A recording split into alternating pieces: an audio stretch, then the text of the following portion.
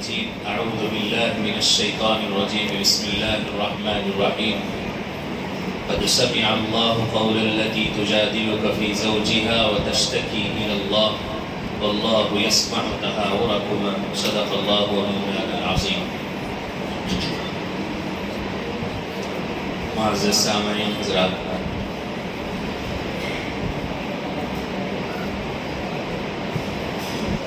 تراویح میں جو آیتیں گزری ہیں میں سے پہلی رکعت میں جو سورت شروع ہوئی اس کا نام ہے سورۃ المجادلہ. مجادلہ کہتے ہیں بحث کرنے کو، مباحثہ کرنے کو. اس میں اس سورہ کا نام اس لیے یہ رکھا گیا کیونکہ اس زمانے میں، اس سے پہلے بھی میں نے آپ کے سامنے عرض کیا تھا کہ اگر جاہلیت کے زمانے میں کیا ہوتا تھا، اگر کوئی شخص اپنی بیوی سے کہہ دیتا کہ تم میری ماں کی طرح ہو، تو وہ اتنی سخت بات ہوتی کہ وہ طلاق سے بھی بڑی بات ہوتی تھی. تو اس وقت ان دونوں کا نکاح ختم ہو جاتا تھا، دوبارہ وہ مل نہیں سکتے تھے. تو ثابت ابن قیس غالباً اس صحابی نے بھی ایسے ہی اپنی بیوی سے کہہ دیا تھا. تو ان کی بیوی اللہ کے نبی صلی اللہ علیہ وسلم کے دربار میں حاضر ہوئی اور عرض کیا کہ اللہ کے رسول، میرے شوہر نے تو ایسے کہہ دیا ہے، اب میں کیا کروں؟ میرے چھوٹے بچے ہیں، میرا کون ذمہ دار ہوگا؟ ان کی نگرانی کون کرے گا؟ جب انہوں نے اپنی بات پیش کی تو آپ صلی اللہ علیہ وسلم نے ساری باتوں کو سن کر کہا کہ قانون کے حساب سے تو دونوں کا نکاح ختم ہو گیا ہے. تو یہ بات سننے کے باوجود اس عورت کو چین نہیں آیا. اس نے کہا کہ اللہ کے نبی، کیا کوئی دوسری شکل نہیں ہے میرے لیے؟ کوئی تو ایسا راستہ ہوگا جس سے یہ میرے شوہر ہو سکتے ہیں، آپ کوئی ایک راستہ تو نکالیں. تو بار بار یہ بحث و مباحثہ ہوتا رہا. اسی وجہ سے اس سورہ کا نام سورۃ المجادلہ یعنی مباحثہ، بحث، تکرار کے معنی میں ہے.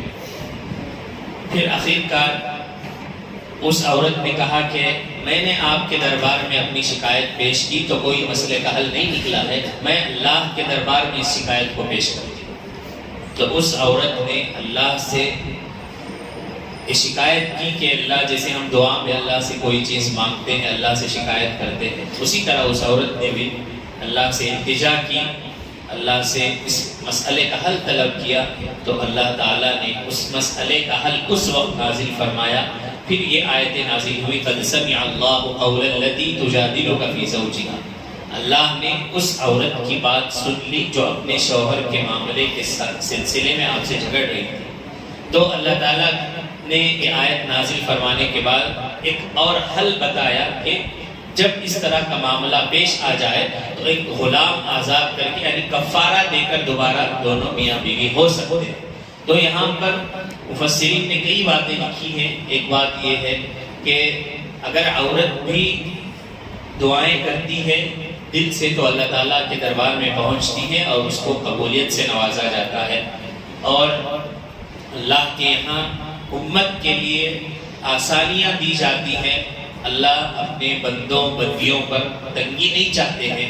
اسی کو سورۃ البقرہ میں بھی اللہ نے فرمایا یرید اللہ بکم اليسر، اللہ تعالیٰ آپ سے آسانی چاہتے ہیں. ولا یرید بکم العسر، اللہ آپ لوگوں پر تنگی نہیں چاہتے. اسی طرح اور بھی کئی آیتیں گزری.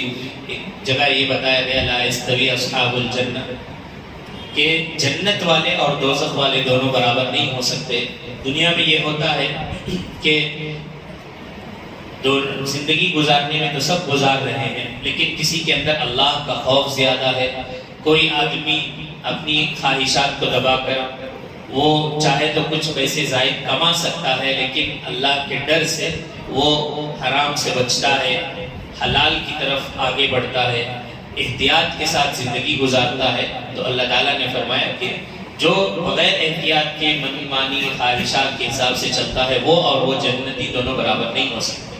اور اللہ نے آگے فرمایا جو احتیاط کے ساتھ، تقویٰ کے ساتھ اللہ سے ڈرتے ہوئے گزارتا ہے یہی وہ لوگ ہیں جو کامیاب ہیں آخرت. اسی طرح اللہ تعالیٰ نے کئی اپنی صفات کو بیان کیا. وہ اللہ الذی لا الہ الا ہو، اپنی صفات، جس کو قرآن نے اللہ کے 99 نام بتائے ہیں، ہر نام کے الگ الگ خاصیات ہیں، اس کی برکتیں الگ الگ ہیں۔ اسی طرح ایک سورت آئی جس میں ممتحنہ کہا گیا۔ ممتحنہ کہتے ہیں آزمائش کو، امتحان کو۔ جو عورتیں مکہ چھوڑ کر مدینہ ہجرت کر کے آئی تھی، ان سے اللہ نے کہا کہ ان کا تھوڑا امتحان ہونا چاہیے، ان کو جج کرنا چاہیے۔ پھر اسی میں ایک آیت آئی جس میں بتایا گیا کہ ایمان والوں سے بیعت کرنے کو کہا گیا۔ وہاں عورتوں سے بیعت کی بات آئی ہے۔ بیعت کہتے ہیں انسان کسی کے پاس، کسی نیک انسان کے پاس اپنے ہاتھ کو ان کے ہاتھ میں رکھ کر کچھ وعدے کرتے ہیں کہ آج کے بعد میں اللہ کے حکموں کے خلاف نہیں چلوں گا، رسول اللہ صلی اللہ علیہ وسلم کے شریعت کے خلاف نہیں جاؤں گا، جھوٹ نہیں بولوں گا، چوری نہیں کروں گا، نمازیں نہیں چھوڑوں گا۔ اس طرح کچھ وعدے ہوتے ہیں۔ ان وعدوں کو اپنے جو بھی مربی ہوتے ہیں، شیخ ہوتے ہیں، ان کے ہاتھ پر بیعت کرتے ہیں۔ اسی طرح قرآن نے یہاں پر ان سے بیعت کرنے کی 6 چیزوں پر بیعت کرنے کا حکم دیا ہے۔ عام طور پر ہم نے سنا بھی ہے، دیکھا بھی ہے کہ یہاں پر بھی بعض ہمارے سنی بھائی جو درگاہ میں مجاور بن جاتے ہیں، وہ بھی بیعت کراتے ہیں۔ ان کا طریقہ الگ ہوتا ہے۔ ایک مخمل کا ایسا عبا جیسا ہوتا ہے، وہ پہنا کر 10,000 20,000 کی الگ الگ ریٹ کی بیعت ہوتی ہے۔ اس بیعت کے بعد وہ یہ کہتے ہیں کہ اب فلان جگہ کوئی درگاہ بنی تو آپ اس کے مجاور بن سکتے ہیں۔ لیکن وہ بیعت کے کچھ الگ الگ ان کے ہیں۔ کچھ اچھے لوگ بھی ہیں اس میں بیعت کرنے والے۔ کچھ لوگ یہ کرتے ہیں کہ ان کو نماز معاف کرا دیتے ہیں، نعوذ باللہ۔ وہ کہتے ہیں کہ آج کے بعد سے آپ نماز نہیں پڑھیں گے تو بھی چلے گا، اللہ کے آپ قریب ہو گئے ہیں۔ تو اس طرح کی بیعتیں ہوتی ہیں۔ آپ کو کرناٹک میں بھی ایسے بہت سارے لوگ مل جائیں گے۔ جبکہ اللہ کے نبی صلی اللہ علیہ وسلم پر بھی کسی صورت میں نماز معاف نہیں تھی۔ آپ کی جب حالت طبیعت بہت زیادہ خراب ہوئی تھی آخری عمر میں، تو تقریباً 5-6 دن تک آپ صلی اللہ علیہ وسلم اپنے پیروں پر چل کر بھی نہیں آ سکتے تھے۔ تو کئی نمازوں میں، تقریباً 14 یا 17 نمازوں میں حضرت ابو بکر صدیق سے کہا گیا کہ آپ امامت فرمائیں، اور آپ صلی اللہ علیہ وسلم 2 صحابہ کے کندھوں پر اپنے ہاتھ مبارک رکھ کر اپنے پیروں کو ایسے زمین پر گھسیٹتے ہوئے آ کر مسجد میں نماز پڑھا کرتے تھے۔ تو جب ہمارے آقا پر نماز معاف نہیں ہوئی تو پھر کیسے کسی پر نماز معاف ہو سکتی؟ تو اس طرح کی بیعت ہوتی ہے۔ اللہ نے اس میں یبایعنک الا تشرکن باللہ، اللہ کے ساتھ کسی کو شریک نہ کریں، ولا یسرقن، چوری نہ کریں، ولا یزنین، زنا نہ کریں، ولا یقتلن اولادہن، اپنے اولاد کو قتل نہ کریں، ولا یفترین ببہتان، کسی پر تہمت نہ لگائیں، الزام نہ لگائیں، ولا یعصینک فی معروف، اور اچھے کاموں کی طرف رغبت کریں، اچھے کام کریں، برے کاموں سے بچے رہیں۔ ان باتوں پر اللہ کے نبی صلی اللہ علیہ وسلم کو بیعت کرایا گیا۔ بیعت کرانے کی اجازت ہے۔ بیعت کرنے کے بعد یہ ہوتا ہے کہ انسان اپنے شیخ سے اپنے مسائل کو سنا سکتا ہے، پھر وہ اس کا حل بتا سکتے ہیں۔ جیسے اگر کوئی بیمار ہوتا ہے تو ڈاکٹر کے پاس جاتے ہیں فزیکلی بیمار ہونے سے، اسی طرح روحانی بیماری ہو جانے سے وہ اپنے شیخ کے پاس، اپنے استاد کے پاس جس سے وہ بیعت ہوتے ہیں ان سے جا کر اپنے مسائل سناتے ہیں۔ مثال کے طور پر مجھے نماز میں نہیں دل لگتا، مجھے تلاوت کرنے کا شوق نہیں ہوتا، اس طرح کے جو بھی روحانی امراض ہوتے ہیں وہ اگر اپنے شیخ کے پاس سناتے ہیں تو وہ کچھ وظیفے بتاتے ہیں۔ ان وظیفوں کی مدد سے اس کو اس کام میں، نماز میں دل لگنے لگتا ہے۔ اس طرح کی باتیں ہوا کرتی ہیں۔ رہی بات عورتوں سے بیعت کرنے کی، تو آج کل یہ مستورات کو بھی ہاتھ میں ہاتھ رکھ کر بیعت کراتے ہیں، حالانکہ اس کی اسلام میں بالکل اجازت نہیں ہے۔ مستورات کو بالکل پردے میں رکھ کر، ایک کپڑا یہاں شیخ کے ہاتھ میں ہوتا ہے، اس کا دوسرا کنارہ اس خاتون کے ہاتھ میں ہوتا ہے جو بیعت کرنا چاہتی ہے۔ اس طریقے پر بیعت کرائی جاتی ہے عورتوں سے۔ لیکن کچھ حضرات ایسے بھی ہیں جو ہاتھ میں ہاتھ رکھ کر ہی سامنے ہی بیٹھا کر بیعت کراتے ہیں۔ اس طرح کرنے کی اسلام میں اجازت نہیں ہے۔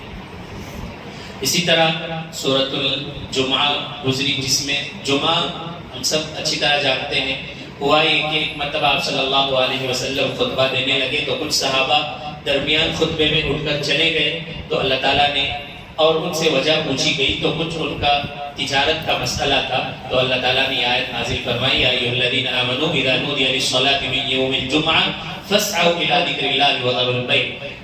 لین دین تجارت کے معاملوں کو جیسے ہی اللہ کی طرف سے جمعہ کے دن بلاوا آ جائے، پہلی اذان ہونے کے بعد علماء نے لکھا ہے کہ اپنے سارے کاروبار کو بند کر دینا، اپنے دکانوں کو، سارے کام کو بند کر دینا ہے۔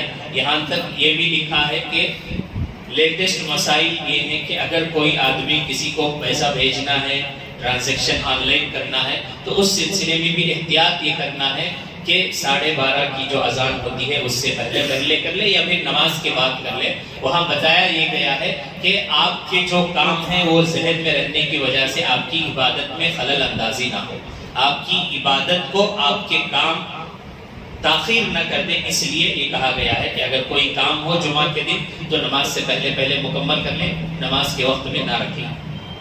اسی طرح سورۃ المنافقون گزرا، اس میں بتایا گیا کہ لوگ آ کر اللہ کے نبی سے کہتے ہیں کہ آپ بھی اللہ کے رسول ہیں، اللہ نے آپ کو نبی بنا کر بھیجا ہے، لیکن پیچھے جا کر اس کے خلاف باتیں کیا کرتے تھے۔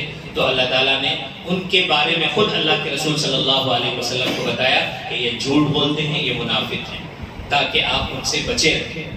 تو منافقین کے بارے میں حدیث میں یہ علامتیں بیان کی گئی ہیں۔ اذا وعد اخلف، جب وہ وعدہ کرتے ہیں تو وعدہ خلافی کرتے ہیں۔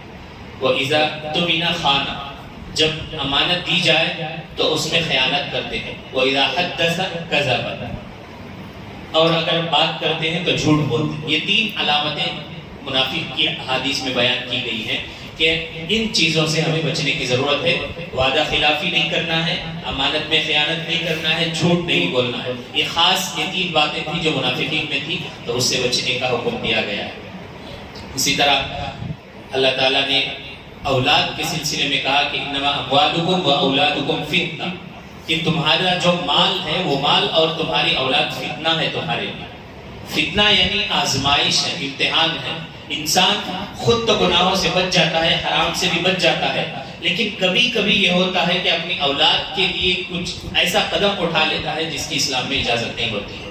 تو اپنی اولاد کی محبت میں آ کر یا اپنی اولاد کے لیے کبھی ایسے فیصلے لے لیتا ہے جو بالکل غلط ہوتے ہیں، ناانصافی پر مبنی ہوتے ہیں۔ خاندان میں بھی کوئی مسئلہ پیش آ گیا، اولاد کی سفارش میں اس نے غلط فیصلہ کر لیا، تو اولاد کو اللہ تعالیٰ نے آزمائش بتایا ہے، ایسی آزمائش ہے جو تمہیں ہلاک بھی کر سکتی ہے۔ تہلکوا اموالکم و اولادکم، تو اس سلسلے میں اولاد کے سلسلے میں بھی بہت زیادہ احتیاط کی ضرورت ہے۔ اسی طرح سورۃ الطلاق کے نام سے اللہ تعالیٰ نے پوری سورت نازل فرمائی ہے، اس کے بارے میں نے اس سے پہلے بھی بتایا تھا کہ وہ ایک شریعت کا مسئلہ ہے۔ شادی شدہ حضرات کو اس سلسلے میں اتنی نالج تو ہونا چاہیے کہ طلاق کب ہو جاتی ہے کب نہیں ہوتی ہے، اس لیے کہ اس کے ایک تو ڈائریکٹ لفظ سے طلاق ہو جاتی ہے، جیسے کوئی بولے کہ میں تجھے طلاق دیا چلی جا، اس سے تو طلاق ہو جاتی ہے، سب سمجھ سکتے ہیں، لیکن کچھ ایسے الفاظ ہیں جس کو انڈائریکٹ بولنے سے بھی طلاق ہو جاتی ہے۔ تو وہ کون سے الفاظ ہیں، وہ کب استعمال کرنے سے کیا ہوتا ہے، یہ موٹی موٹی باتیں کم سے کم انسان کو، خاص کر شادی شدہ حضرات کو معلوم کر کے رکھنا ہے، کہیں ایسا نہ ہو کہ طلاق دینے کے بعد بھی ہم میاں بیوی بن کر زندگی گزاریں اور وہ زندگی اللہ کے نزدیک حرام میں شمار ہو۔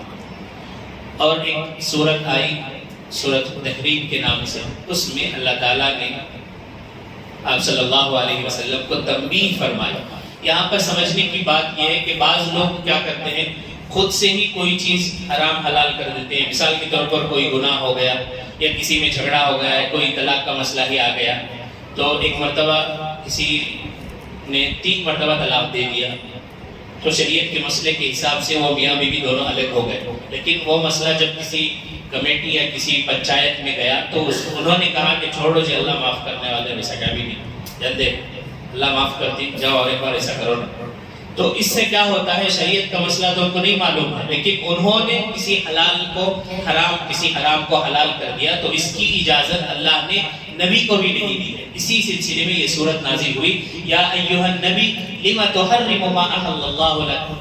ایک مرتبہ یہ ہوا کہ آپ صلی اللہ علیہ وسلم کا معمول تھا، عصر کی نماز پڑھ کے آپ صلی اللہ علیہ وسلم اپنی ازواج کے گھروں میں ایسے ہی چکر لگاتے تھے، کبھی ان کے گھر کبھی ان کے گھر۔ تو ایک مرتبہ زینب بنت جحش رضی اللہ عنہ کے گھر غالباً گئے آپ، تو وہاں ان کو آپ صلی اللہ علیہ وسلم کو انہوں نے شہد پیش کیا، آپ نے شہد نوش فرمایا۔ پھر وہاں سے جب حضرت عائشہ رضی اللہ عنہ کے گھر آئے تو حضرت عائشہ نے کہا کہ آپ کے منہ سے کسی طرح کی بدبو آ رہی ہے، حالانکہ بدبو نہیں آ رہی تھی۔ تو انہوں نے ایک پلان بنا لیا تھا بعض 2-3 بیویوں نے کہ آپ صلی اللہ علیہ وسلم جب ان کے گھر سے آئیں گے تو میں بھی بولوں گی کہ آپ کے منہ سے بدبو آ رہی، تم بھی بولنا وہ کہ آپ کے منہ سے بدبو آ رہی، تاکہ وہ وہاں جانا بند کر کے یہاں آ جائیں۔ اس طرح کا کوئی معاملہ تھا۔ تو آپ صلی اللہ علیہ وسلم نے جب یہ سنا کہ میرے منہ سے بدبو آ رہی ہے تو آپ نے کہا کہ آج کے بعد میں شہد نہیں کھاؤں گا. تو ایک حلال چیز تھی جس کو آپ صلی اللہ علیہ وسلم نے فرمایا کہ آج کے بعد میں شہد نہیں استعمال کروں گا. تب اللہ تعالیٰ نے یہ آیت نازل فرمائی کہ اے نبی آپ کے لیے یہ اجازت نہیں ہے کہ آپ کسی حلال چیز کو حرام کر لیں. تو جب نبی کے لیے اس بات کی اجازت نہیں دی گئی کہ کسی بھی حلال چیز کو حرام کر دیں یا حرام چیز کو حلال کر دیں تو ہم آپ کون ہو سکتے ہیں؟ تو اس سلسلے میں جب تک ہمیں شریعت کا صحیح علم نہ ہو ہم خود سے یہ نہیں کہیں گے یا کریں گے کہ ایسا بھی چلتا ہے ویسا بھی چلتا ہے. اگر ہمیں معلوم ہے پھر بھی علماء یہ کہتے ہیں کہ اس موقع کے حساب سے وہ بات درست ہے یا نہیں اس کی بھی تحقیق کر لینے کی ضرورت ہے. کبھی کبھی ایسا ہوتا ہے کہ ایک مسئلہ جائز کا ہوتا ہے لیکن حالات کے حساب سے اس میں کچھ تبدیلی ہوتی ہے. لہذا قرآن کہتا ہے فَاسْأَلُوا أَهْلَ الذِّكْرِ إِن كُنتُمْ لَا تَعْلَمُونَ. اگر کوئی بھی مسئلہ پیش آ جائے تو اس مسئلے کے جو ایکسپرٹ لوگ ہوتے ہیں جن کو اللہ نے اس کا علم دیا ہے ان سے مسئلہ معلوم کر لینا چاہیے. کہیں ایسا نہ ہو کہ تم گناہ میں مبتلا ہو جاؤ. اللہ تعالیٰ سے دعا ہے کہ اللہ تعالیٰ ہمیں کہیں سنی باتوں پر عمل کی توفیق عطا فرمائے. سبحان اللہ و بحمدہ سبحانک اللہم و بحمدک ونشہد ان لا الہ الا انت نستغفرک و نتوب الیک.